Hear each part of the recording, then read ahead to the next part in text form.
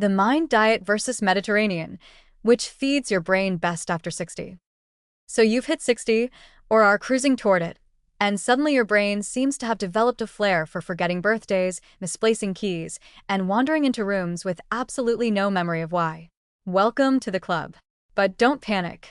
Instead of turning to crossword puzzles and expensive supplements with names that sound like Marvel villains, consider a far tastier solution: your dinner plate. Two eating patterns have emerged as frontrunners in the culinary Olympics of brain health: the Mediterranean diet and its nerdy younger cousin, the Mind Diet. Both are built on common sense, real food, and zero compatibility with gas station nachos. But which one actually feeds your brain better after 60? Let's dig in with an olive oil drizzled fork. The Mediterranean diet is the classic beauty of the nutrition world. Think Sophia Loren, but with more legumes. It's been around for decades, seducing researchers with its emphasis on fruits, vegetables, whole grains, nuts, beans, fish, and lots, and we mean lots, of olive oil.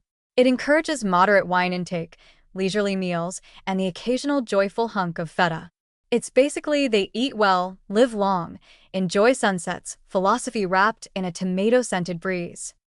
The Mind Diet, meanwhile, is the slightly more type A sibling. Created by scientists with a laser focus on brain health, it stands for Mediterranean-Intervention for Neurodegenerative Delay.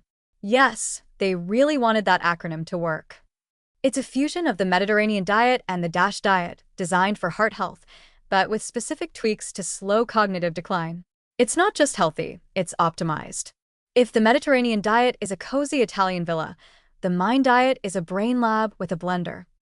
Here's the kicker: both are excellent.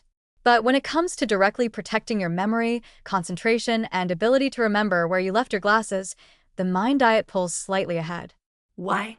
Because it zooms in on foods with direct cognitive benefits, like berries, the royalty of brain fruits, leafy greens, because your brain is apparently vegan at heart, and nuts, tiny IQ-boosting flavor bombs. It also limits things like red meat, butter, pastries, and cheese. Yes, cheese. Take a moment to grieve. Research shows that people who follow the Mind Diet even moderately, like, I forgot to buy kale, but at least I didn't eat a donut, moderately, can reduce their risk of Alzheimer's by over 35%. Those who follow it strictly? Up to 53%. That's not a trend. That's a nutritional mic drop. Still, the Mediterranean diet has its strengths. It's easier to follow, more flexible, and has a decades-long track record of lowering heart disease, diabetes, and general inflammation. And let's be honest, no one's mad about eating hummus, grilled fish, olives, and roasted vegetables every night. It doesn't feel like a diet. It feels like a vacation in Crete with surprisingly strong arteries. So how do you choose? Easy. You don't have to. Combine them. Let the Mediterranean approach be your broad culinary map: fresh, unprocessed, colorful food with lots of plants, and let the Mind Diet be your GPS for aging brains. Add more blueberries. Swap that third glass of wine for a handful of walnuts. Think of leafy greens as your new multivitamin. And maybe don't eat cheese like it's your full-time job. The secret is consistency over perfection.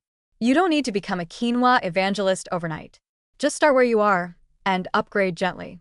Replace your white bread with whole grain. Add a side of spinach. Choose salmon over steak once or twice a week. If you forget to take your supplements but remember to eat your veggies, that's still a win. In the end, whether you're Team Mediterranean or Team Mind, you're already ahead of the game just by thinking about how food fuels your brain. You're not just aging, you're aging strategically. You're feeding your neurons gourmet lunches while other people are still trying to remember how to work the microwave. So, eat up. Your future self, sitting cross-legged in a garden at 85 while solving the Sunday crossword without breaking a sweat, is already raising a fork in your honor.